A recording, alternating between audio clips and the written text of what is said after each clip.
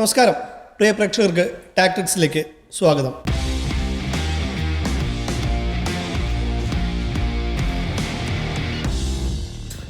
ലോകം വലിയ ആകാംക്ഷയോടെ കാത്തിരിക്കുന്ന T20 ലോകകപ്പിലെ ഇന്ത്യ പാകിസ്ഥാൻ പോരാട്ടം ആരംഭിക്കുകയാണ്.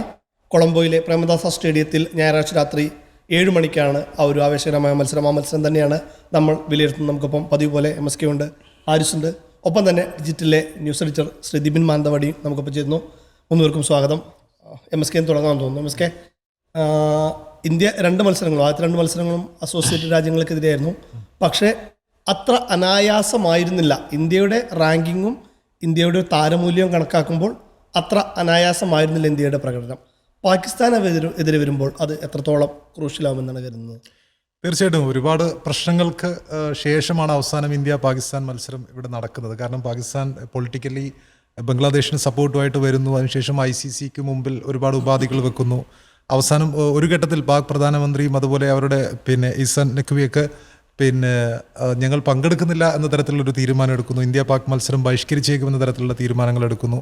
പക്ഷേ അവസാനം ചില ഉപാധികളുടെ ഫലത്തിൽ അവർ ഈ മത്സരം കളിക്കാൻ ഇറങ്ങുകയാണ്. തീർച്ചയായിട്ടും ശ്രീലങ്കയിലാണ് കളി എന്ന് നോക്കുമ്പോൾ തീർച്ചയായും നമ്മൾ ശ്രീലങ്കയുടെ പിച്ച്, പ്രധാനമായിട്ടും ഈ കൊളംബോയിലെ പിച്ച് എന്ന് പറയുമ്പം സ്ലോ ബോളിങ്ങിനെ അത്രത്തോളം തുണക്കുന്നൊരു പിച്ചാണ്. അത് ഇന്ത്യക്കൊരു അടിയായിരിക്കാനുള്ള സാധ്യത വളരെ കൂടുതലാണ്. കാരണം അവരുടെ ഇന്ത്യൻ നിരയെ എടുത്ത് നോക്കുമ്പോൾ അവർക്ക് ഏതാണ്ട് ഒരു 4-5 സ്പിന്നേഴ്സ് അവരുണ്ട്. സൈം അയ്യൂബ് അടക്കം, താരീഖ് അടക്കം, മിസ്റ്ററി സ്പിന്നറായ താരീഖ് അടക്കം, അബ്രാർ അടക്കം, ഫഹീം അടക്കം, അങ്ങനെ 5 പേരെങ്കിലും അവർക്ക് സ്പിൻ ബോളിങ്ങിനുണ്ട്. ഇന്ത്യക്ക് അത്രത്തോളം ഇല്ല. അപ്പം സ്പിന്നിനെ തുടക്കുന്ന പിച്ചുകളിൽ ഇന്ത്യ എങ്ങനെ ഈ പ്രേമദാസ സ്റ്റേഡിയത്തിൽ എങ്ങനെയായിരിക്കും ഇന്ത്യയുടെ രീതി, ഇന്ത്യയുടെ ബാറ്റ്സ്മാൻമാർ അതിനെ സർവൈവ് ചെയ്യുമോ എന്നതിനെ ആശ്രയിച്ചിരിക്കും ഇന്ത്യൻ ജയം. പിന്നെ കഴിഞ്ഞതുപോലെയല്ല, കഴിഞ്ഞ ഏഷ്യ കപ്പ് പോലെയല്ല. ഏഷ്യ കപ്പിൽ പോലും ഒരു ഘട്ടത്തിൽ ഒരു മത്സരം, വളരെ ആവേശകരമായൊരു മത്സരം ഉണ്ടായിരുന്നു. ഇന്ത്യ പാക് മത്സരം ഉണ്ടായിരുന്നു. ഇന്ത്യ പാകിസ്ഥാൻ വിജയത്തിൻ്റെ അടുത്ത് വരെ എത്തി നിന്നൊരു മത്സരം ഉണ്ടായിരുന്നു. അതിനുശേഷം പാകിസ്ഥാൻ ടീമിലേക്ക് അവർ ബാബർ അസമിനെ തിരിച്ചു വിളിച്ചിട്ടുണ്ട്, ഷദാബ് ഖാനെ തിരിച്ചു വിളിച്ചിട്ടുണ്ട്. അവരുടെ ടീമിനെ ഒന്നുകൂടി ശക്തമാക്കിയിട്ടുണ്ട്. ഏഷ്യ കപ്പ് ടീമിനെ അപേക്ഷിച്ചതുപോലെ താരീഖിനെ പോലുള്ള ഒരു മിസ്റ്ററി സ്പിന്നർ അവരിങ്ങനെ ഒരുക്കി വെച്ചിരിക്കുകയായിരുന്നു. 4 കളികളിൽ 11 വിക്കറ്റുകൾ നേടിക്കൊണ്ട് അദ്ദേഹം T20യിൽ ഒരു നെക്സ്റ്റ് അജാന്ത മെൻഡിസ് ആണ് എന്ന തരത്തിൽ. അദ്ദേഹത്തിൻ്റെ ആക്ഷനൊക്കെ വളരെ വിവാദമായ ആക്ഷനാണ്, ഒരു സ്ലിങ്ങിങ് ആക്ഷനാണ്, അത് ചക്കിംഗ് ആണ് എന്ന് പറയുന്നവരുണ്ട്. എങ്കിൽ കൂടിയും ICC ഇതുവരെയും അതിനെതിരെ ഒരു നടപടിയോ കാര്യങ്ങളൊന്നും എടുത്തിട്ടില്ല. അപ്പോൾ അത് അംഗീകൃതമായിട്ടുള്ളൊരു ആക്ഷൻ തന്നെയാണ്. ആ ആക്ഷൻ വഴി അദ്ദേഹം മറ്റ് ബാറ്റ്സ്മാൻമാരൊക്കെ കബളിപ്പിക്കപ്പെടുന്ന മത്സരങ്ങൾ നമ്മൾ കണ്ടിട്ടുണ്ട്. അപ്പം അത്രയും നല്ലൊരു സ്പിൻ മികവ് അവിടെയുണ്ട്. അത്രയും നല്ല രീതിയിലുള്ള സ്പിന്നേഴ്സ് അവരുടെ കയ്യിലുണ്ട്. അത് മാത്രമല്ല അവർ ബാറ്റിങ്ങിലൊക്കെ ഒരു ബാലൻസ്ഡ് ആയിട്ടൊരു ടീമായിട്ട് അവർ സന്നദ്ധമായിട്ട് തന്നെയാണ് ഈ ടൂർണമെൻറ്റിലേക്ക് എത്തിയത്. ആദ്യ മത്സരങ്ങളിൽ അവർ വിജയിച്ചിട്ടുണ്ട്. ആ മത്സരത്തിൽ ഭാഗ്യത്തിൻ്റെ അകമ്പടി ഉണ്ടായിരുന്നെങ്കിൽ പോലും അത് ആ വിജയം എന്നുള്ളത് അവർക്ക് മുന്നോട്ട് പോകാനുള്ളൊരു പോസിറ്റിവിറ്റി നൽകിയിട്ടുണ്ട്. പിന്നെ അതുപോലെ തന്നെ ഇന്ത്യയെ സംബന്ധിച്ചിടത്തോളം കഴിഞ്ഞ ദിവസം ആമിറിൻ്റെ ഒരു പ്രസ്താവന ഉണ്ടായിരുന്നു. പാക് താരം മുൻ പേസ് ബോളറായ ആമിറിൻ്റെ ഒരു പ്രസ്താവന എന്ന് പറയുമ്പോൾ അദ്ദേഹം അഭിഷേക് ശർമ്മയെ അനലൈസ് ചെയ്തിട്ടുള്ള ഒരു പ്രസ്താവന ഉണ്ടായിരുന്നു.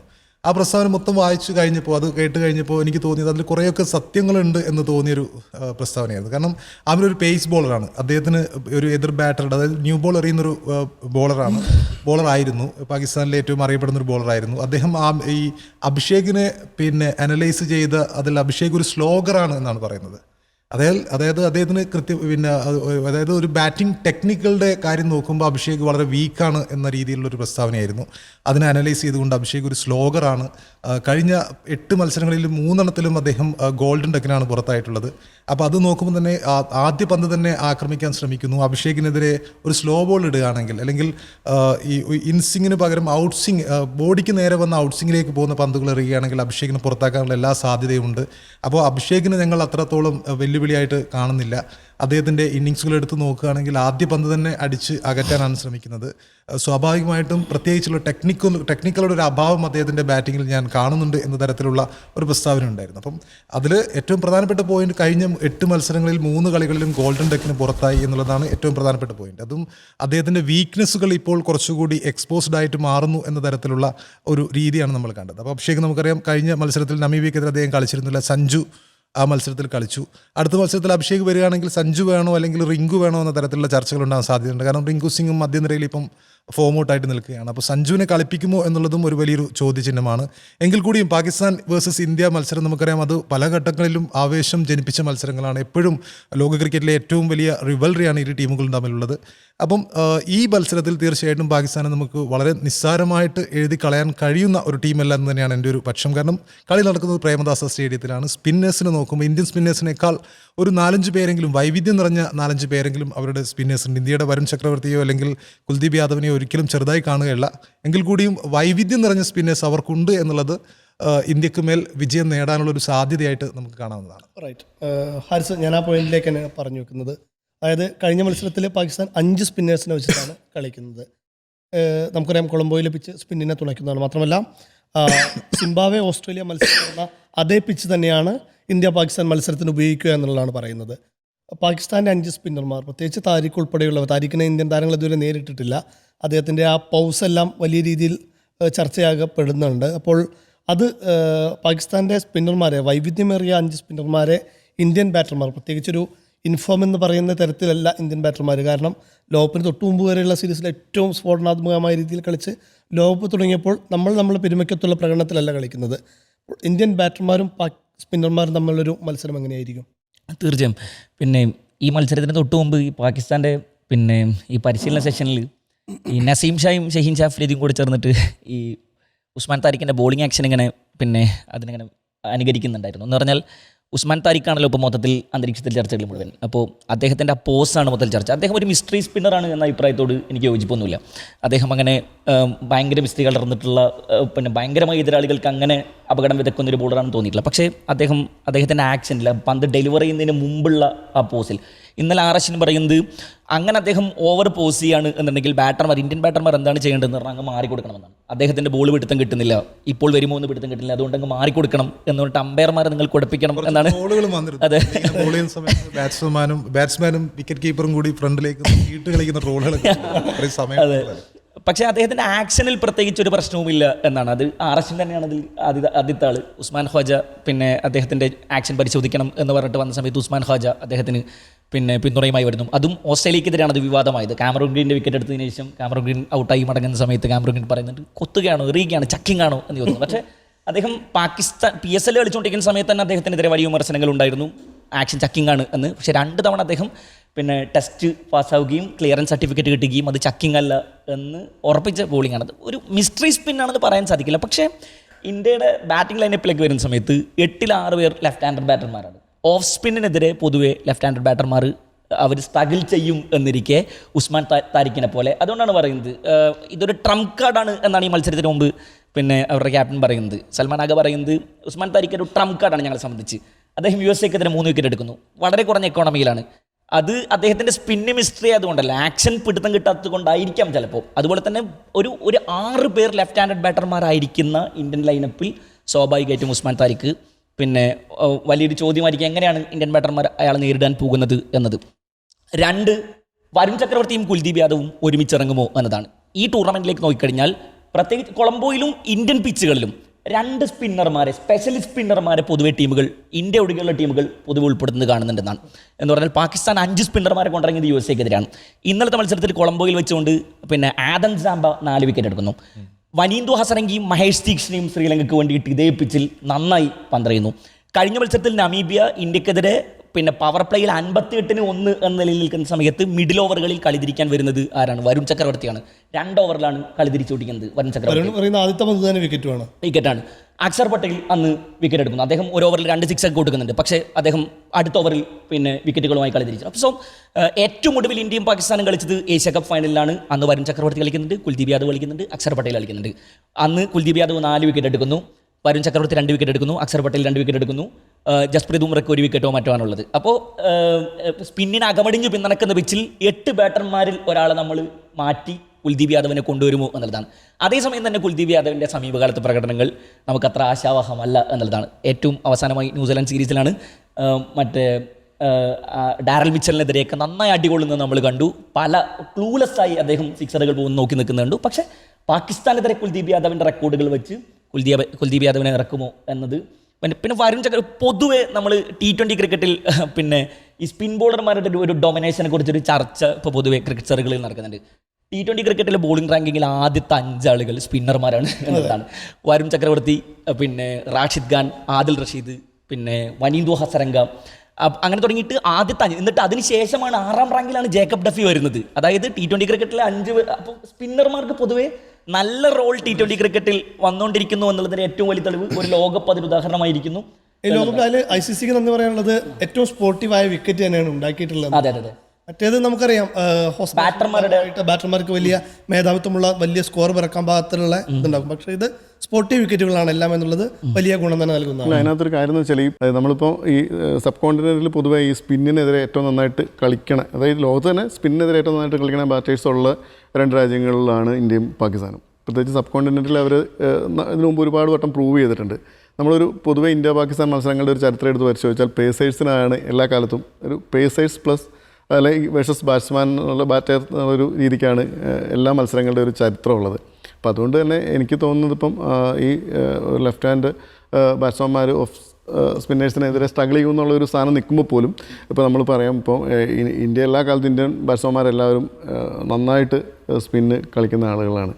അപ്പോൾ ഈ പറഞ്ഞ ആകെ ഒരു ഇതിനകത്തൊരു മാറി നിൽക്കുന്ന ഒരു പോയിന്റ് എന്താണെന്ന് വെച്ച് കഴിഞ്ഞാൽ അയാളുടെ ഒരു ആക്ഷൻ പുതിയ പ്ലെയറാണ്, അധികം എന്താ പറയുക അനലൈസ് ചെയ്യപ്പെട്ടിട്ടില്ല, അയാളുടെ ഒരു ബോളിംഗ് മിസ്റ്ററി അനലൈസ് ചെയ്യപ്പെട്ടിട്ടില്ല.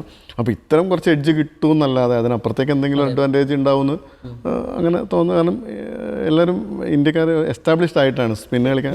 അതിനകത്ത് ഒരു പ്രധാന സാധനം എന്താ വെച്ച് കഴിഞ്ഞാൽ ഈ താരിഖ് പന്തെറിയുമ്പോൾ ബാറ്റർമാർക്കുണ്ടാകുന്ന പ്രശ്നം ടൈമിങ് മിസ്സായി പോകുന്നു എന്നുള്ളതാണ് അതിൽ ഏറ്റവും പ്രധാനം. അപ്പോൾ പ്രത്യേകിച്ച് നമ്മുടെ ഇന്ത്യൻ ബാറ്റർമാർ ഇപ്പോൾ കുറച്ച് നാളായിട്ട് ടൈമിംഗ് കാര്യത്തിൽ ഭയങ്കരമായിട്ട് സ്ട്രഗിൾ ചെയ്യുന്നുണ്ട്. തിരിച്ചു വന്ന തിലകിൻ്റെ ഫോം എടുക്കാൻ പറ്റുന്നില്ല. റിങ്കുവിന് ടൈമിംഗ് ഉൾപ്പെടെയുള്ള പ്രശ്നങ്ങൾ കാരണം ഒന്നും ചെയ്യാൻ പറ്റുന്നില്ല. ശിവം ദുബൈക്ക് പ്രശ്നങ്ങളുണ്ട്.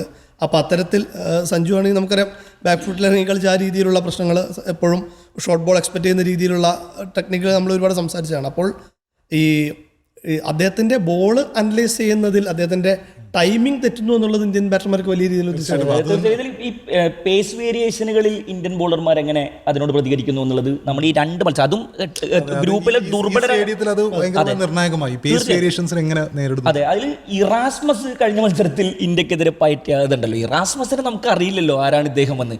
അക്ഷർ പട്ടേലൊക്കെ പുറത്തായ പന്ത് അദ്ദേഹത്തിന് പിന്നെ ജഡ്ജ് ചെയ്യാൻ പറ്റാതെയാണ് പുറത്താകുന്നത്. അതായത് പന്തുകൾ എങ്ങനെയാണ് കുത്തിത്തിരിയുന്നത് ജഡ്ജ് ചെയ്യാൻ പറ്റാതെ. സഞ്ജു ഔട്ടായ പന്ത് നോക്കും നിങ്ങൾ എന്ന് പറഞ്ഞാൽ നന്നായി അടിച്ചുകൊണ്ടിരിക്കുന്ന ഒരു ബാറ്റർക്ക് പെട്ടെന്ന് നിങ്ങൾ പേസ് വേരിയേഷൻ ഇട്ട് കഴിഞ്ഞാൽ അവരെ പുറത്താക്കാം എന്നുള്ളത് പൊതുവെ ചെറിയ ടീമുകൾ വരെ ഇന്ത്യക്കെതിരെ പഠിക്കുന്നുള്ളത്. അതുകൊണ്ടാണ് നമീബിയക്കും USA-ക്കും എതിരെ 8 ബാറ്റർമാരെ കൊണ്ട് ഇറങ്ങിയ നമ്മൾ 8 ബാറ്റർമാരുടെ വിക്കറ്റും പോകുക എന്ന് പറഞ്ഞാൽ ശരിക്കും നമ്മൾ ഇരുത്തിച്ചു. കളി ജയിച്ചു. T20 ലോകകപ്പിൽ ഏറ്റവും വലിയ വിജയം. ആദ്യത്തെ 6 ഓവറിൽ 100, ആദ്യത്തെ 7 ഓവറിൽ 100 എടുക്കുന്നു, ഫാസ്റ്റസ്റ്റ് സെഞ്ചുറി എന്നൊക്കെ പറഞ്ഞിട്ട് നമുക്ക് റെക്കോർഡുകളൊക്കെ പറയാൻ സാധിക്കും. പക്ഷേ അതിനുശേഷം ആ 8ാമത്തെ ഓവർ മുതൽ 14ാമത്തെ ഓവർ വരെ ആകെ 40 റൺസാണ് USA-ക്കെതിരെ നമുക്ക് അടിക്കാൻ കഴിയുന്നത്. പിന്നെ ഹാർദിക് പാണ്ഡ്യയും ശിവൻ ദുബൈയും കൂടി ഉണ്ടാക്കിയതാണ് ആ 200 മുകളിൽ. അപ്പോൾ അതും നമീബിയക്കെതിരാണ്. ഡെത്ത് ഓവറിൽ 2 ഓവറിൽ നമ്മൾ ബൗണ്ടറി അടിച്ചിട്ടില്ല എന്ന് പറഞ്ഞാൽ നന്നായി അടിച്ചുകൊണ്ടിരുന്ന സ്മിത്തിനെ ഇഷാൻ കിഷൻ എടുത്തിട്ട് 4 സിക്സൊക്കെ അടിച്ച ആ സ്മിത്താണ് അവസാന ഓവർ എറിയാൻ വരുന്നത്. റിങ്കു സിംഗ് ആണ് സ്ട്രൈക്കിലുള്ളത്. ആദ്യത്തെ 2 ബോളും പാഴാക്കിയിട്ട് 3ാമത്തെ ബോളിൽ ഔട്ടാവുകയാണ് ചെയ്തത്. അപ്പോൾ ഈ പേസ് വേരിയേഷൻസ് വരിക, പേസിനെ നമുക്ക് 1ാമത്തെ കളിയിൽ USA-ക്കെതിരെ ശിവൻ ദുബൈ ഔട്ടായ പന്തൊക്കെ ഒരു വേരിയേഷൻ വരുമ്പോഴേക്കും ബോൾ എങ്ങനെയാണ് അതിന് ഹിറ്റ് ചെയ്യാൻ കഴിയുന്നില്ല എന്നുള്ളതാണ്. സോ ഇത് 2ഉം ദുർബലരായ ടീമുകളാണെന്ന് ഓർക്കണം. ഇനി 5 സ്പിന്നർമാരും കൊണ്ട് ഇറങ്ങുന്ന പാകിസ്ഥാനോട് സ്വാഭാവികമായിട്ടും നമ്മളെങ്ങനെ ഇപ്പോൾ അതിൽ സായി മയൂബ് കഴിഞ്ഞ ഏഷ്യ കപ്പിൽ എല്ലാ സ്പിന്നർമാരും അവരിൽ പരാജയപ്പെട്ടപ്പോൾ സായി മയൂബ് ഇന്ത്യക്കെതിരെ നന്നായി ഡെലിവറി ചെയ്യുന്നുണ്ട്. അബ്രാർ അഹമ്മദിനെ കഴിഞ്ഞ ചാമ്പ്യൻസ് ട്രോഫി മുതൽ നമ്മൾ നോട്ടോട്ടുള്ളതാണ്. അബ്രാർ അഹമ്മദ് ഡെലിവറി ചെയ്യാം. അബ്രാർ അഹമ്മദിന് ഗില്ലിനെ പുറത്താക്കിയ ആ ഡെലിവറി അത് അദ്ദേഹത്തിൻ്റെ സെലിബ്രേഷനൊക്കെ നമ്മൾ വിമർശിച്ചാലും അത് ശരിക്കും ടൂർണമെൻറ്റിലെ ബോളാണെന്നൊക്കെയായിരുന്നു അന്ന് കമൻറ്റ് ബോക്സിൽ ഇരുന്നുകൊണ്ട് കമൻറ്റേറ്റർമാർ പറയുന്നത്. സോ പിന്നെ ഇതിൽ മറ്റൊന്ന് പറയാനുള്ളത് ഹാരിസ് റൌഫ് ഇല്ലാത്ത ഒരു ലോകകപ്പാണ് ഇത്. അതെ, ഹാരിസ് റൌഫിൻ്റെ ഒരു വീഡിയോ ദൃശ്യം പിന്നെ വൈറലായിരുന്നു കഴിഞ്ഞ ദിവസം സോഷ്യൽ മീഡിയയിൽ. അദ്ദേഹം പട്ടം പറത്തിക്കൊണ്ടിരിക്കുകയാണ് ലാഹോറിൽ. കഴിഞ്ഞ തവണ അദ്ദേഹം ഏഷ്യ കപ്പിൽ നിന്നുകൊണ്ട് ഇവിടെ വിമാനം പറത്തിക്കൊണ്ടിരിക്കുകയായിരുന്നു. ഇത്തവണ അദ്ദേഹം പട്ടം പറത്തിക്കൊണ്ടിരിക്കുകയാണെന്നാണ്. പക്ഷേ ബിഗ് ബാഷ് ലീഗിൽ പോയിട്ടുള്ള 6-7 പാകിസ്ഥാൻ താരങ്ങളിൽ ആകെ ഡെലിവറി ചെയ്തിട്ടുള്ള തിളങ്ങിയത് അബ്രാർ പിന്നെ ഹാരിസ് റൌഫാണ്. ഹാരിസ് റൌഫ് ടീമിലില്ല. അതുപോലെ തന്നെ ബാബർ അസമിൻ്റെ ഫോം ഭയങ്കര ചർച്ചയാവും. USA-ക്കെതിരെ 15 ബോളിൽ 13 റൺസ് എടുത്തിട്ടാണ് ഔട്ടാവുന്നത്. 2ാമത്തെ USA-ക്കെതിരെ അല്ല, നെതർലാൻഡ്സിനെതിരെ. USA-ക്കെതിരെ അദ്ദേഹം അടിക്കുന്നുണ്ട്. പക്ഷേ അദ്ദേഹത്തിൻ്റെ സ്ട്രൈക്ക് റേറ്റ് ഇപ്പോഴും ചർച്ചയാണ്. ഇന്ത്യക്കെതിരെ വരുന്ന സമയത്ത് വീണ്ടും ചോദ്യചിഹ്നമാകും എന്നുള്ളതാണ്. അതുകൊണ്ട് പാകിസ്ഥാൻ എനിക്ക് തോന്നുന്നില്ല. പക്ഷേ ഈ സ്പിന്നിനെതിരെയുള്ള ഇന്ത്യയുടെ പിന്നെ എങ്ങനെയാണ് ഇന്ത്യ പ്രതികരിക്കാൻ പോകുന്നത് എന്നത് മാത്രമായിരിക്കും ഇതിൽ ചർച്ച. അതിന് തന്നെ ഇന്ത്യയുടെ ബാറ്റിങ്ങിനെ കുറിച്ചും കൂടി നമുക്ക് കാര്യമായിട്ട് തന്നെ ഒന്നുകൂടി ചർച്ച ചെയ്യണം. കാരണം ഇന്ത്യ കളിച്ച 2 കളിയും അസോസിയേറ്റഡ് രാജ്യങ്ങൾക്കെതിരെയാണ്. 2 കളിയിലും ഇന്ത്യയുടെ 9 വിക്കറ്റുകൾ നഷ്ടമായെന്നുള്ളത്. അതിൽ തന്നെ നമീബിയക്കെതിരെ അവസാന 5 വിക്കറ്റുകൾ പോകുന്ന വെറും 6 റൺസ് എടുക്കുന്നതിൻ്റെ ഇടയിലാണ്.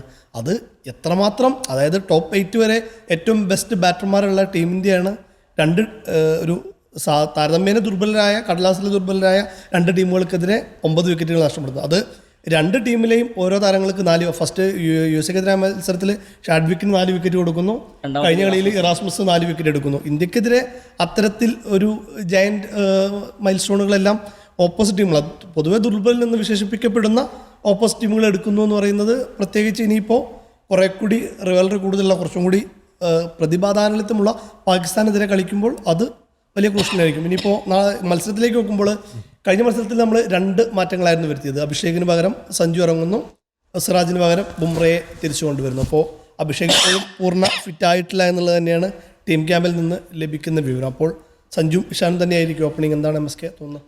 തീർച്ചയായിട്ടും അഭിഷേക് പക്ഷേ സുഖം പ്രാപിച്ചു എന്ന തരത്തിലുള്ള വാർത്തകളും വരുന്നുണ്ട്. അഭിഷേക് ഈ പാകിസ്ഥാനെതിരെയുള്ള മത്സരത്തിലേക്ക് എത്തിയേക്കും എന്നുള്ള വാർത്തകളുമുണ്ട്.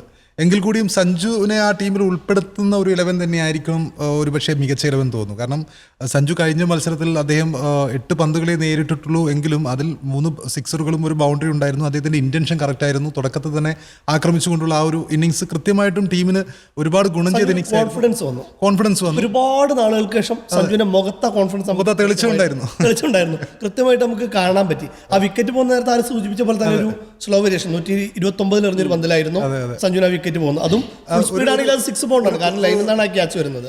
കോൺഫിഡൻസ് തിരിച്ച് കിട്ടി എന്നുള്ളതാണ് ആ ഒരു ഏറ്റവും പ്രധാനപ്പെട്ട കാര്യം. പിന്നെ സഞ്ജുവിനെ ടീമിൽ ഞാൻ ഇന്നത്തെ വാർത്തകൾ ഇങ്ങനെ എടുത്തു നോക്കുമ്പോൾ പിന്നെ അപ്രതീക്ഷിതമായി അല്ലെങ്കിൽ അത്ഭുതകരമായിട്ട് ഒരുപാട് പേര് സപ്പോർട്ട് ചെയ്യുന്ന ഒരു രീതി കണ്ടു എന്നുള്ളത് നമുക്ക് തീർച്ചയായിട്ടും മുൻ കളിക്കാർ പലപ്പോഴും സഞ്ജുവിനെ അങ്ങനെ സപ്പോർട്ട് ചെയ്ത് വരാം. സൗരവ് ഗാംഗുലി, ഇർഫാൻ പത്താൻ, മുഹമ്മദ് കൈഫ്, ഇവരൊക്കെ മുൻ കളിക്കാരൊക്കെ സഞ്ജുവിന് സപ്പോർട്ട് ഗംഭീർ തന്നെ. അതായത് അന്നത്തെ മത്സരത്തിന് ശേഷം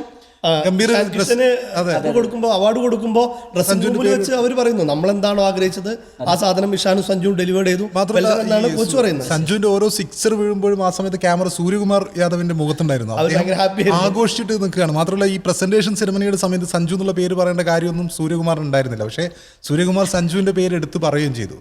കാരണം കൃത്യമായിട്ടും അഭിഷേകിന്റെ അഭാവത്തിൽ സഞ്ജു ആ ഒരു, കാരണം 200 മുകളിലുള്ള റൺസ് നേടുന്നു, അല്ലെങ്കിൽ പിന്നെ കൃത്യമായൊരു 250ഓളം സ്ട്രൈക്ക് റേറ്റിലാണ് സഞ്ജു ഇന്നിങ്സ് ഒക്കെ കാഴ്ചവെച്ചത്. സഞ്ജുവിന് വേണമെങ്കിൽ കുറച്ച് പന്തുകൾ കൂടി നേരിട്ട് ഒരു 50 ഒക്കെ നേടാൻ പറ്റുന്നൊരു സിറ്റുവേഷൻ ഉണ്ടായിരുന്നു. പക്ഷെ അദ്ദേഹം എല്ലാ പന്തും അടിക്കുക എന്നുള്ള രീതിയിൽ തന്നെയാണ് കഴിഞ്ഞ ഇന്നിങ്സിൽ പോയത്. അപ്പം സഞ്ജു തീർച്ചയായിട്ടും ഈ ഒരു പ്ലേയിങ് ലെവലിൽ ഉണ്ടാവണം. അറ്റ്ലീസ്റ്റ് ഒരു റിങ്കുവിൻ്റെ സ്ഥാനത്തെങ്കിലും. റിങ്കു ഇപ്പം ഭയങ്കര ഫോം ഔട്ടാണ്. കഴിഞ്ഞ കുറേ മത്സരങ്ങളായി അദ്ദേഹം ഫോം ഔട്ടാണെന്ന് നമ്മൾ കണ്ടിട്ടുണ്ട്. സഞ്ജു 5ാമത്തെ പൊസിഷനിലും കളിച്ചിട്ടുണ്ട്. അപ്പോൾ അഭിഷേക് ശർമ്മയ്ക്കൊപ്പം സഞ്ജു തന്നെ ഓപ്പണിംഗ് ഇറങ്ങുന്ന ഒരു സിറ്റുവേഷൻ വരികയാണെങ്കിൽ ഇഷാൻ സ്വാഭാവികമായിട്ടും 1 ഡൗൺ പൊസിഷനിലേക്ക് മാറുന്നു. അങ്ങനെയുള്ളൊരു 11 ആയിരിക്കണം കുറച്ചുകൂടി ബെറ്റർ. അത് മാത്രമല്ല കുൽദീപ് യാദവ് സ്പിന്നർ എന്ന നിലയ്ക്ക് ഈ പ്രേമദാസ സ്റ്റേഡിയത്തിൽ കുൽദീപിന് പോലുള്ളൊരു സ്പിന്നർ ഇന്ത്യക്ക് ആവശ്യമുണ്ട്. അപ്പോൾ അങ്ങനെ ഒരു 11 ആയിരിക്കണം ഇന്ത്യ ഒരുപക്ഷെ. പിന്നെ അർഷദീപും ബുംറയും സിറാജിന് ഈ മത്സരത്തിലും പിന്നെ, കാരണം ഇതൊരു നിർണായക മത്സരമാണ്. അർഷദീപ് നമീബിയക്കെതിരെ പിന്നെ 3 ഓവറിൽ 30-ലധികം റൺസ് വഴങ്ങുന്നുണ്ട്. ആ മത്സരത്തിൽ ഏറ്റവും കൂടുതൽ റൺസ് വഴങ്ങിയ അദ്ദേഹമായിരുന്നു. അദ്ദേഹത്തിൻ്റെ ഒരു ഷോ ഓഫ് ഒക്കെ ഉണ്ടായിരുന്നു ആ വിക്കറ്റ് എടുത്തതിന് ശേഷം. പക്ഷേ ചില സമയങ്ങളിൽ അർഷദീപ് പക്ഷേ അടികൊള്ളുന്ന സമയത്ത് നക്കിൾ ബോളുകൾ ഇടുകയും പേസ് വേരിയേഷൻ ഒക്കെ നടത്തിയിട്ട് അദ്ദേഹം കളിയിലേക്ക് തിരിച്ചു വരുന്ന അർഷദീപിൽ നമ്മൾ പലതവണ കണ്ടിട്ടുണ്ട്. പക്ഷേ കഴിഞ്ഞ മത്സരത്തിൽ അദ്ദേഹം പരാജയമായിരുന്നു എന്നുള്ളതാണ്. അർഷദീപ് കൊടുത്ത റൺസ് കൊണ്ടാണ് അവർ പവർ പ്ലേ 58 റൺസിലധികം കൊടുക്കുന്നത്. പവർ പ്ലേയിൽ 3 ഓവർ അദ്ദേഹം പറയുന്നുണ്ട്. ഈ ലോകകപ്പിലേക്ക് വരുന്ന സമയത്ത് സ്പിന്നർമാരെ പിന്നെ പവർ പ്ലേയിൽ തന്നെ കൊണ്ടുവരുന്ന പല സന്ദർഭങ്ങൾ പല ടീമുകളും പരീക്ഷിക്കുന്നുണ്ട് എന്നുള്ളതാണ്. അതായത് സ്പിന്നർമാരുടെ പൊതുവെ ഒരു ഡൊമിനൻസ് ഈ ലോകകപ്പിലുണ്ടല്ലോ. അപ്പോൾ കഴിഞ്ഞ മത്സരത്തിലൊക്കെ പാകിസ്ഥാൻ്റെ മത്സരത്തിൽ നമ്മൾ കണ്ടിട്ടുണ്ട്. അപ്പോൾ വരുൺ ചക്രവർത്തിയെക്കുറിച്ച് നമ്മൾ പറയാറുണ്ടല്ലോ. വരുൺ ചക്രവർത്തി ഇപ്പോൾ ഒരു മിസ്റ്ററി സ്പിന്നറാണ്. അദ്ദേഹത്തെക്കുറിച്ച് പണ്ട് അമ്പാട്ട് രായുഡു പറയുന്നുണ്ട്. പിന്നെ ഒരു കാലത്ത് ഇപ്പോൾ ചെന്നൈയിലൊക്കെ അദ്ദേഹം പിന്നെ നെറ്റ്സിൽ പന്തെറിഞ്ഞുകൊണ്ടിരിക്കുന്ന സമയത്ത് അദ്ദേഹത്തിൻ്റെ പന്ത് പിടുത്തം കിട്ടാതെ അദ്ദേഹം ഒരു മിസ്റ്ററി സ്പിന്നറാണെന്ന് ഞങ്ങൾ ക്യാമ്പിൽ നിന്നുകൊണ്ട് പറയാറുണ്ടായിരുന്നു. ഇപ്പോഴും ഞാൻ പറയുന്നു, അദ്ദേഹം അന്നും മിസ്റ്ററി സ്പിന്നറായിരുന്നു, ഇന്നും ഒരു മിസ്റ്ററി അദ്ദേഹത്തിനകത്തുണ്ട് എന്നാണ്. അദ്ദേഹത്തിൻ്റെ മിസ്റ്റേക്ക് ചില സമയത്ത് അദ്ദേഹം ഗൂഗിളിൽ എറിയുന്നു, ചില സമയത്ത് അദ്ദേഹം ക്യാരം ബോൾ എറിയുന്നു, പിന്നെ ചില സമയത്ത് അദ്ദേഹം അങ്ങനെ ലെഗ് ബ്രേക്ക് ഓഫ്, അങ്ങനെ പല വേരിയേഷൻസ് അദ്ദേഹത്തിൻ്റെ കയ്യിലുണ്ട് എന്നുള്ളത്. കുൽദീപിനേക്കാൾ നമുക്ക് വിശ്വസിക്കാൻ കഴിയുന്ന ഒരു ബോളറായിട്ട് നമുക്ക് വേണമെങ്കിൽ ഈ സമയത്ത് വരുൺ ചക്രവർത്തിയെ പറയാൻ സാധിക്കും. അദ്ദേഹത്തിൻ്റെ എക്കോണമിക് 2024 മുതൽ കഴിഞ്ഞ ലോകകപ്പ് മുതൽ ഇതുവരെയുള്ള കണക്കെടുത്ത് നോക്കിക്കഴിഞ്ഞാൽ ഫുൾ മെമ്പർ നേഷൻസിൽ ഏറ്റവും കൂടുതൽ വിക്കറ്റ് എടുത്തുള്ള അദ്ദേഹമാണ്. അതുകൊണ്ടാണ് അദ്ദേഹം കുറേ കാലമായിട്ട് ഇപ്പോഴും T20 ബോളിംഗ് റാങ്കിൽ 1ാം സ്ഥാനത്ത് നിൽക്കുന്നത് എന്നുള്ളതാണ്. അതുകൊണ്ട് കുൽദീപ് യാദവിനേക്കാൾ നമുക്ക് വിശ്വസിക്കാൻ കഴിയുന്ന ബോളറാവും വരുൺ ചക്രവർത്തി. സ്വാഭാവികമായിട്ടും അദ്ദേഹം കളിക്കേണ്ടി വരും. മറ്റൊന്ന് ബാറ്റിങ്ങിനെ കുറിച്ച് പറയുന്നത്, ഇപ്പോൾ സഞ്ജുവിനെ കുറിച്ച് നേരത്തെ പറഞ്ഞല്ലോ, കഴിഞ്ഞ ഏഷ്യ കപ്പ് ഫൈനലിൽ ഇന്ത്യയുടെ കളി ഇന്ത്യക്ക് അനുകൂലമായി തിരിക്കുന്നതിൽ സഞ്ജു തിലക് വർമ്മ കൂട്ടുകെട്ടിന് വളരെ നിർണായകമായ റോളുണ്ടായിരുന്നു.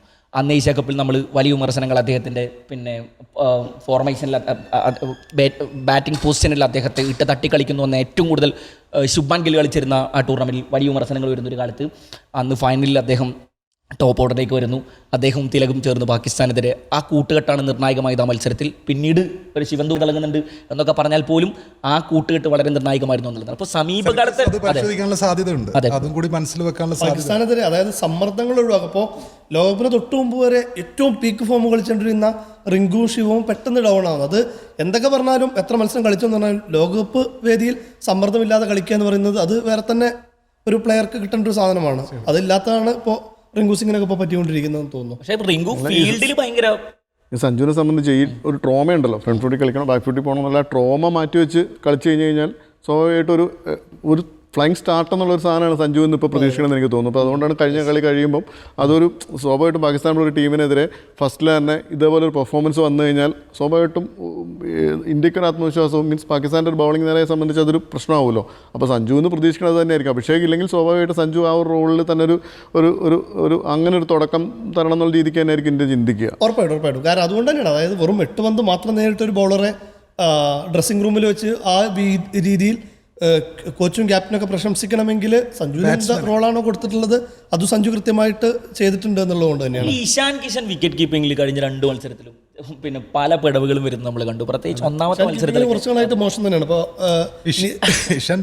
സീരീസിൽ അവസാനം കളിച്ച മത്സരത്തിൽ, അതായത് കാര്യവിട്ട് നടന്ന മത്സരത്തിലായിരുന്നു ഇഷാനെ വിക്കറ്റ് കീപ്പർ ആക്കിയത്. അന്നും ഒരുപാട് ഫോൾട്ടുകൾ ഇഷാൻ വരുത്തിയിട്ടുണ്ട്. അപ്പോൾ അതൊരു പരിഗണന വിഷയം. കാരണം ഒരു ക്യാച്ച്, ഒരു സ്റ്റംപിംഗ് ഒക്കെ, പ്രത്യേകിച്ച് T20 മത്സരങ്ങൾക്ക് ഒരാളുടെ വിക്കറ്റ് വളരെ നിർണായകമാകുന്ന സമയത്ത് ഒരു സ്റ്റംപിംഗ് ഒക്കെ DRS, അതെ, എപ്പോഴും DRS ക്യാപ്റ്റൻ ആശ്രയിക്കുന്നത് വിക്കറ്റ് കീപ്പർ ആയിരിക്കും. അല്ല, ഇന്ത്യയെ സംബന്ധിച്ചിടത്തോളം നമ്മൾ ഈ ഇന്ത്യൻ വിക്കറ്റ് കീപ്പർമാരുടെ ചരിത്രം എടുത്ത് നോക്കുമ്പോൾ 90കൾ ഒരുവിധം മുഴുവൻ നയൻ മോങ്കിയായിരുന്നു വിക്കറ്റ് കീപ്പ് ചെയ്തത്.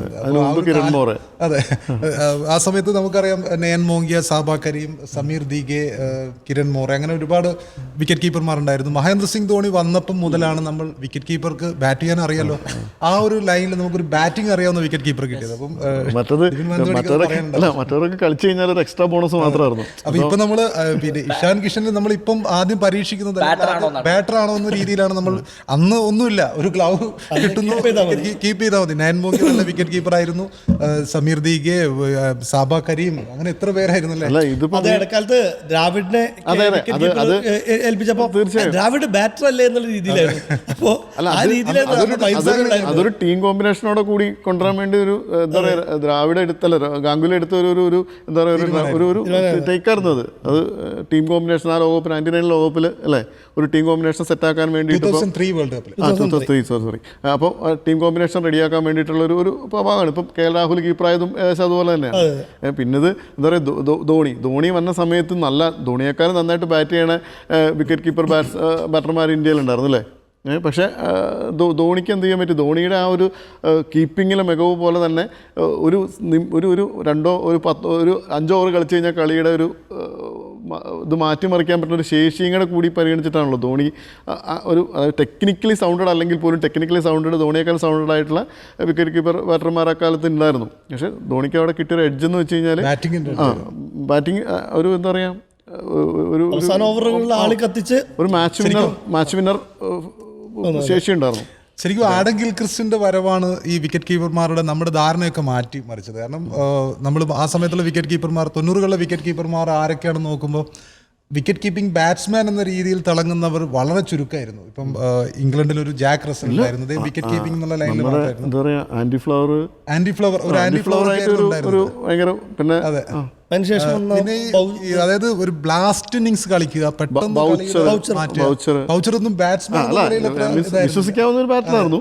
പക്ഷെ ഗിൽക്രിസ്റ്റിന്റെ വരവാണ് ഈ വിക്കറ്റ് കീപ്പർ. നമുക്കും അതുപോലൊരു ഗിൽക്രിസ്റ്റ് വേണം എന്ന രീതിയിൽ ടീമുകൾ ചിന്തിക്കാൻ തുടങ്ങിയത് ഇദ്ദേഹത്തിന്റെ വരവായിരിക്കും. കളിവിതരണം അതിനു മുമ്പേ അത് തെളിയിച്ചിട്ടുണ്ട്. പക്ഷെ ഒരു 20-30 പ്ലെയർ എന്നുള്ള നിലക്ക് പക്ഷേ എങ്കിലും ഞാൻ പറഞ്ഞത് ആ സ്വഭാവത്തിട്ട്, അതായത് ഒരു മാച്ച് മാറ്റിമറിക്കാൻ പറ്റിയ ഒരു ബാറ്ററായിട്ട് മാറാൻ പറ്റുന്ന. അതെ അപ്പം കലുവിതരണയാണ് ശരിക്കും അതിൻ്റെ ഒരു ഫസ്റ്റ് റോൾ മോഡൽ എന്ന് വേണം നമുക്ക് പറയാം. അങ്ങനെ നിതിൻ മാനന്തവാടിയുടെ മനസ്സിലുള്ള ഇന്ത്യ പാക് പിന്നെ ചരിത്ര മുഹൂർത്തങ്ങൾ ഏതൊക്കെയാണ് ഈ പെട്ടെന്ന് മനസ്സിൽ വരുന്നത്? ഇല്ല, അതിപ്പോൾ നമ്മളെന്ന് വെച്ച് കഴിഞ്ഞാൽ ഇപ്പോൾ എനിക്ക് ആദ്യം ഓർമ്മ വരുമ്പോൾ ഈ മറ്റേ എന്താ പറയുക, ഈ മോറയുടെ ഒരു തുള്ളൽ ഓർമ്മയുണ്ടോ? കിരൺ മോറയുടെ ആ കളി മാറ്റി മറിച്ചത് ആ തുള്ളലാണ്. കാരണം ജാവേദ് മിയാന്ത് അത് ഭയങ്കര ഫോമിൽ നിൽക്കുന്ന സമയത്താണ് മോറെ അങ്ങനെ ഒരു ആ തവളച്ചാട്ടത്തിൽ, തവളച്ചാട്ടം മാത്രമല്ല, അയാൾ പുറകിൽ നിന്ന് ഇങ്ങനെ സൗണ്ട് ഉണ്ടാക്കിയിട്ട് നിൽക്കുവാണ്. അതിലും മടുത്തിട്ടാണ് ലാസ്റ്റ് ഇയാൾ ഷൗട്ട് ചെയ്യുന്നു, പിന്നീട് മോറെ ചാടുകയൊക്കെ ചെയ്യുന്നത്. അപ്പം അതെന്താ സംഭവിച്ചാൽ അതോടുകൂടി മിയാന്ത് എന്ന് പറഞ്ഞൊരു പ്ലെയറുടെ ഏകാഗ്രതയാണ് പോയത്.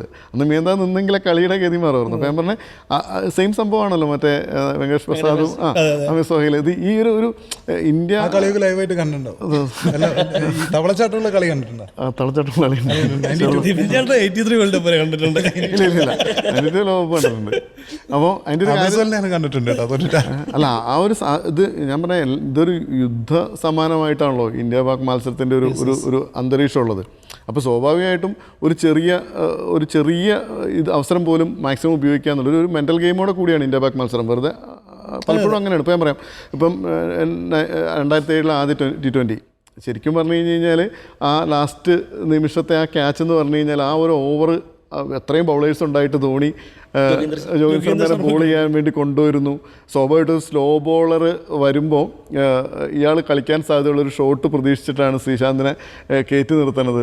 അപ്പോൾ ഇങ്ങനെയൊക്കെയുള്ളൊരു മൈൻഡ് ഗെയിമോടെ കൂടിയാണ് പലപ്പോഴും ഇന്ത്യ പാക് മത്സരം. അപ്പോൾ അത് ഞാൻ പറഞ്ഞത്, നമ്മളീ പറഞ്ഞ പോലെ ഇപ്പോൾ ഈ മിസ്റ്ററി ആണ് സ്പിന്നർ എന്ന് പറയുമ്പോൾ പോലും ഒരു മൈൻഡ് ഗെയിമിൻ്റെ ഒരു സാധ്യതയുണ്ട്.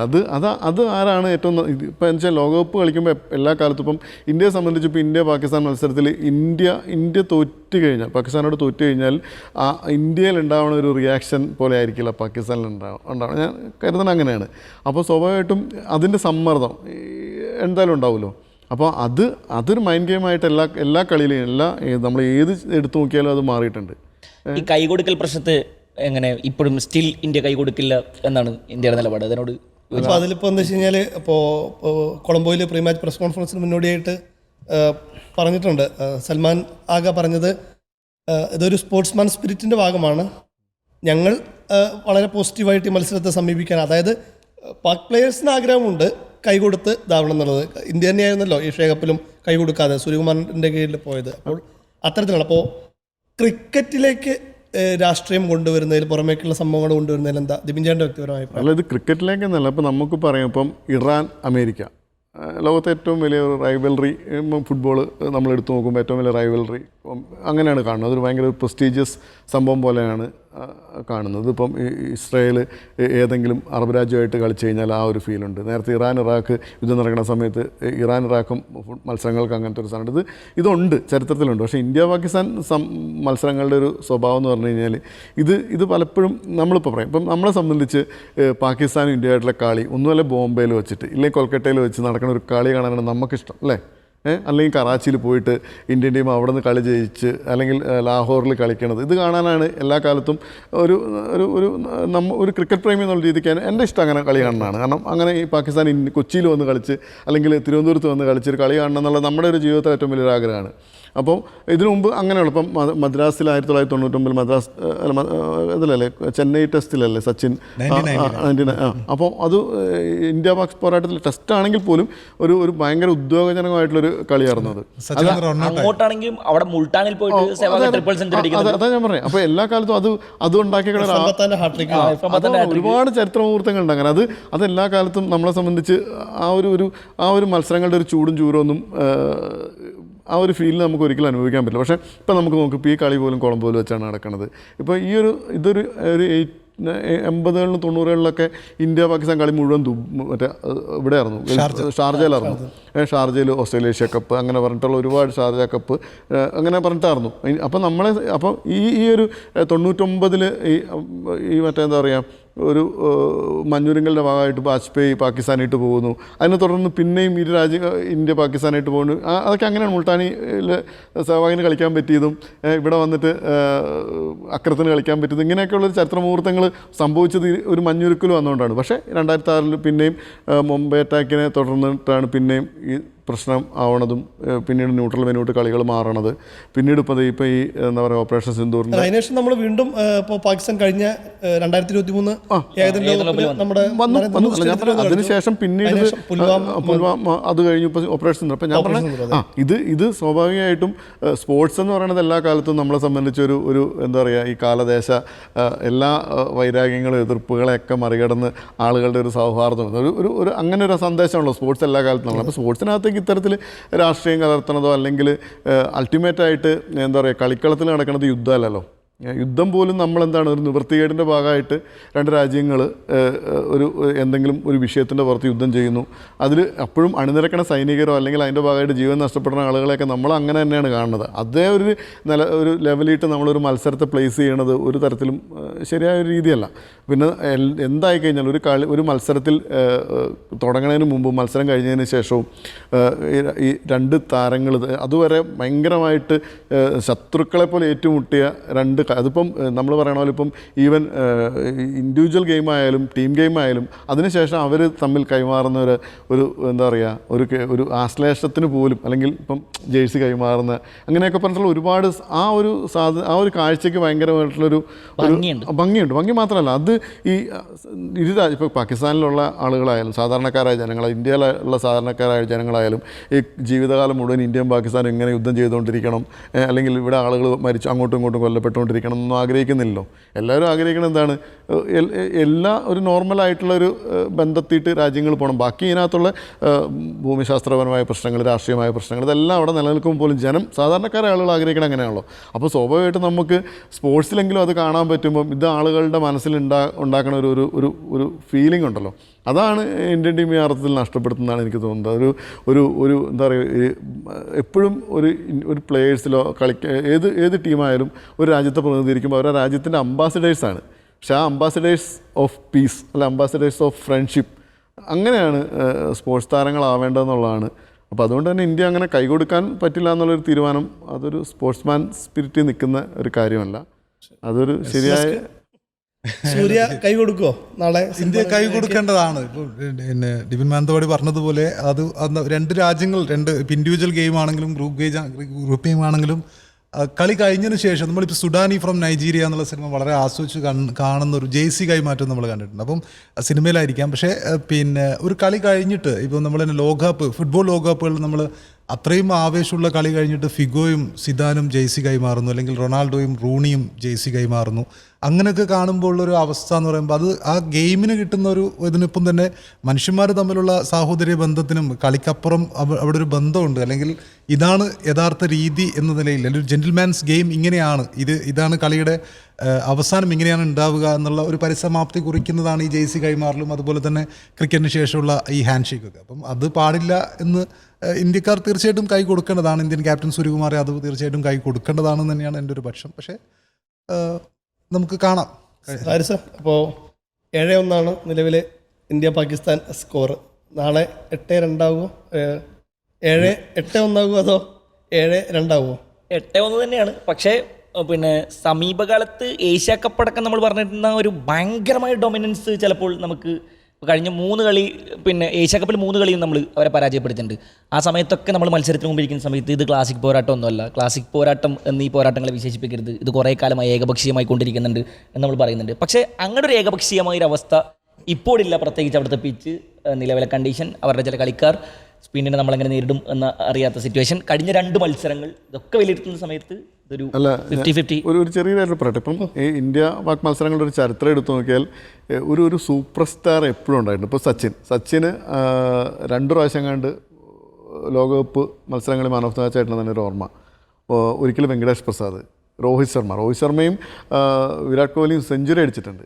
അപ്പോൾ ഇങ്ങനെ എല്ലാ കാലത്തും എന്താ പറയേണ്ട ഒരു അത്തരത്തിലുള്ള ഒരു ഭയങ്കര ഹീറോയിക് സ്വഭാവത്തിയിട്ട് ആളുകൾ, ഇപ്പം സച്ചിൻ 98 അടിച്ച ഒരു മാച്ചുണ്ട്. അന്ന് അക്തർ ഇങ്ങനെ കത്തി നിൽക്കുന്ന സമയത്താണ് നമ്മൾ ആ ഒരു സമയത്ത് സച്ചിൻ്റെ ഒരു എന്താ പറയുക സച്ചിൻ്റെ ഏറ്റവും 2003 വേൾഡ് കപ്പ് അതെ സച്ചിൻ്റെ ഏറ്റവും ടൂർണമെന്റ് ക്ലാസ് ഇന്നിങ്സ് ആണത്.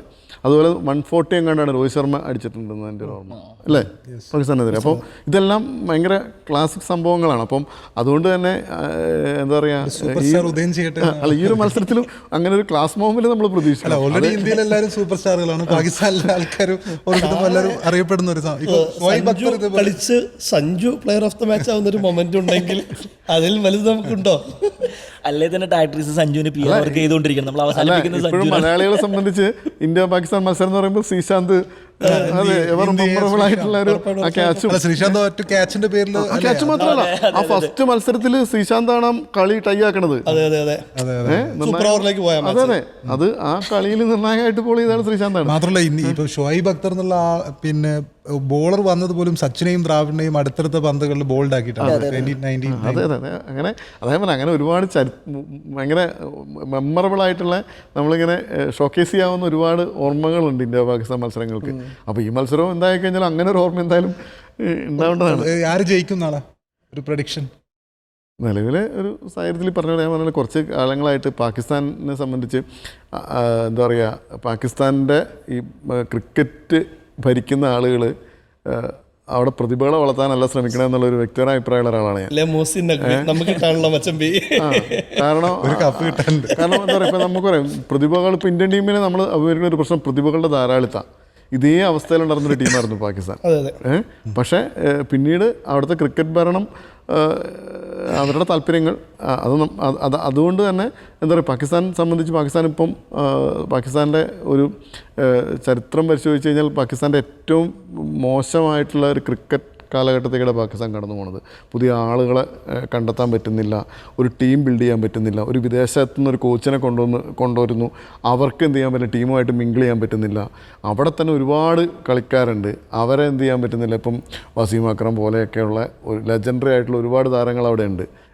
അപ്പോൾ അവരെ ഒന്നും ഈ ടീമിൻ്റെ എന്തെങ്കിലും മെൻറ്റേഴ്സ് ആക്കാനോ അത്തരത്തിലിപ്പം ശ്രീലങ്കയ്ക്ക് പോലും സനൽ ജയസൂര്യനെ അവരുടെ മെൻറ്ററാക്കി കൊണ്ടുവരാനും ആ അർത്ഥത്തിലൊക്കെ പറ്റുന്നുണ്ട്. പക്ഷേ പാകിസ്ഥാനെ സംബന്ധിച്ച് അങ്ങനെ അവരുടെ ഒരു സമ്പന്നമായൊരു ഭൂതകാലത്തെ ഇപ്പോഴത്തെ കാലത്ത് ആ അർത്ഥത്തിൽ ഉപയോഗിക്കാൻ പറ്റുന്നില്ല. അവരുടെ മുൻതാരങ്ങൾ തന്നെ ഭയങ്കരമായ വിമർശനങ്ങൾ വെച്ചുകൊണ്ടിരിക്കുന്നുണ്ട്. ഈ സ്വജനപക്ഷപാതിത്വം, പ്രത്യേകിച്ച് ബാബർ അസം ക്യാപ്റ്റൻസിയിലുണ്ടായിരുന്ന സമയത്തൊക്കെ ഒരുപാട് പ്രതിഭകൾ പുറത്തിരിക്കുമ്പോഴും അദ്ദേഹത്തിൻ്റെ ഇഷ്ടക്കാരെ കുത്തിത്തിരക്കുന്നു. അവർക്കിടയിൽ തന്നെ വിമർശനങ്ങൾ വരാറുണ്ട്. ഇപ്പോൾ ഏറ്റവും ഒടുവിൽ ബാബർ അസമിനെ ടീമിലെടുത്തതിനെ കുറിച്ച് വലിയ വിമർശനങ്ങൾ അവരുന്നയിച്ചുകൊണ്ടിരിക്കുന്നുണ്ട്. ഭയങ്കര ട്രോളൊക്കെ ചെയ്തുകൊണ്ടിരിക്കുന്നത്. ബാബർ അസം ഒരു 50 അടിച്ചു കഴിഞ്ഞാൽ ഞാൻ എൻ്റെ വിരമിക്കൽ തീരുമാനം പിൻവലിച്ച് തിരിച്ചു വരുന്നതാണ് ഈ അടുത്തിടെ ഒരു പാകിസ്ഥാൻ. അപ്പോൾ അതുകൊണ്ട് MSK ചോദിച്ചൊരു ചോദ്യത്തിൻ്റെ ഒരു കാര്യം എന്ന് പറഞ്ഞു കഴിഞ്ഞാൽ സ്വാഭാവികമായിട്ടും ഹാരിസ് പറഞ്ഞ ഉത്തരം തന്നെയാണ് അതിനകത്ത്, ആ കൺക്ലൂഷൻ തന്നെയാണ് എനിക്കുള്ളത്. കാരണം പാകിസ്ഥാനെ സംബന്ധിച്ച് പാകിസ്ഥാൻ്റെ ഏറ്റവും മോശം ടീമാണ് ഈ കഴിഞ്ഞ കാലങ്ങളിൽ കളിച്ചുകൊണ്ടിരിക്കുന്നത് എന്നുള്ളതാണ്. പിന്നെ T20യെ സംബന്ധിച്ച് അതിൻ്റെ ഒരു പ്രത്യേകത എന്ന് വെച്ച് കഴിഞ്ഞാൽ ഒരു 2 ഓവർ മതി കളിയുടെ മുഴുവൻ സാധനം മാറി മറിയാൻ. അപ്പോൾ അതുകൊണ്ട് ഭാഗ്യം ഒരു വലിയ ഘടകമാണ്.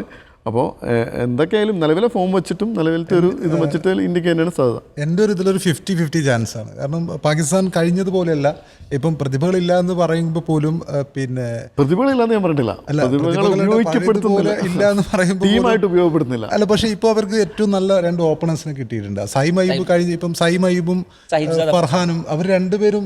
ഫർഹാനാണ് കഴിഞ്ഞ ഏഷ്യ കപ്പിലടക്കം ഏഷ്യ കപ്പിലടക്കം ബുംറ ഏറ്റവും നന്നായിട്ട് നേരിട്ട ബാറ്റ്സ്മാൻമാരിൽ ഒരാൾ അദ്ദേഹമാണ്.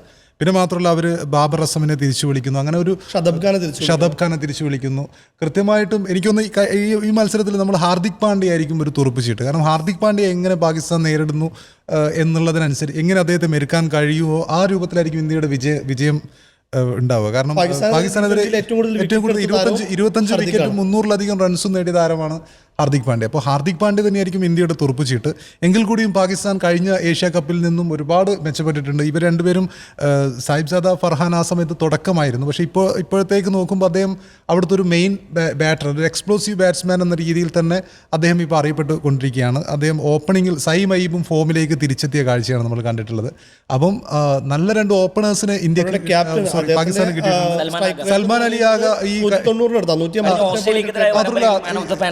ഏഷ്യ കപ്പിൽ നിന്ന് മാറി സൽമാൻ അലി ആകെ ഏഷ്യ കപ്പിന്റെ ആ സമയത്ത് 4-ാമനായിട്ടും 5-ാമനായിട്ടും ഇറങ്ങുകയാണെങ്കിൽ ഇദ്ദേഹം ഇപ്പം 1 ഡൗൺ പൊസിഷനിലേക്ക്, അതായത് ബാറ്റിംഗിൽ സ്ഥാനക്കയറ്റം കിട്ടി കുറച്ചുകൂടി അഗ്രസീവായിട്ട് കളിക്കുന്നുണ്ട്. 158 ബാബർ കൂടി ഫോമിൽ എത്തുകയാണെങ്കിൽ അവർക്ക് കൃത്യമായിട്ടൊരു ബാറ്റിംഗ് നിര ഉണ്ട്. കാരണം ഫൈം അഷ്റഫ് ഒക്കെ കഴിഞ്ഞ മത്സരത്തിൽ പിന്നെ ലാസ്റ്റ് ഇറങ്ങി ജയിപ്പിക്കുന്നത് നമ്മൾ കണ്ടിട്ടുണ്ട്. അപ്പം അവർ കുറച്ചുകൂടി ഷതാബ് ഖാൻ വരെ അപ്പോൾ അവർ കുറച്ചുകൂടി സെറ്റിൽഡ് ആയിട്ടുള്ള ബാറ്റ്സ്മാനും സെറ്റിൽഡ് ആയിട്ടുള്ള ടീമായിട്ടും മാറിയിട്ടുണ്ട്. പ്രതിഭകൾ അവർ വേണ്ട വിധത്തിൽ കുറച്ചെങ്കിലും ഉപയോഗിക്കാൻ തുടങ്ങി എന്നുള്ളത് തന്നെയാണ് എൻ്റെ ഒരു കാഴ്ചപ്പാടിലുള്ളത്. ഇന്ത്യയെ സംബന്ധിച്ചിടത്തോളം ഇന്ത്യക്ക് പിന്നെ നമുക്കറിയാം കഴിഞ്ഞ 2 മത്സരങ്ങളിലും നിങ്ങൾ തന്നെ ഇപ്പം നമ്മൾ പറഞ്ഞു കഴിഞ്ഞു, അവസാന നിമിഷങ്ങളിൽ നമുക്ക് ഫോം ഔട്ടായി അവസാന നിമിഷങ്ങളിൽ അത്ര റൺസേ എടുക്കാൻ കഴിഞ്ഞുള്ളൂ എന്നുള്ളത് ഏറ്റവും പ്രധാനപ്പെട്ട ഒരു പോയിന്റാണ്. ലോകകപ്പിനൊക്കെ ഇറങ്ങിയപ്പോൾ ഫോം ഔട്ടായ ഒരുപാട് കളിക്കാരെ നമ്മൾ കണ്ടു. അഭിഷേക് ശർമ്മ അടക്കമുള്ള ആൾക്കാരെ നമ്മൾ കണ്ടു. അദ്ദേഹം പരിക്ക് പുറത്തിരിക്കുകയാണ്. അതുപോലെ സൂര്യകുമാർ യാദവിൻ്റെ ആ ഒറ്റ ഇന്നിങ്സ് ഇല്ലായിരുന്നെങ്കിൽ USA-ക്കെതിരെ നമ്മൾ തോറ്റേനെ എന്നൊരു ഘട്ടം വരെ ഉണ്ടായിരുന്നു.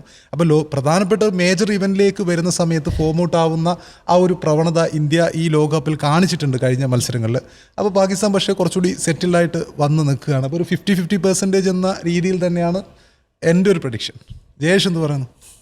ഏറെക്കുറെ MSKയുടെ പ്രഡിക്ഷനോട് ചേർന്ന് നിൽക്കുകയാണ്. നിലവിലെ കണ്ടീഷൻസ് പരിശോധിക്കുമ്പോൾ ആ രീതിയിലാണ് കാര്യങ്ങൾ പോകുന്നത്. മാത്രമല്ല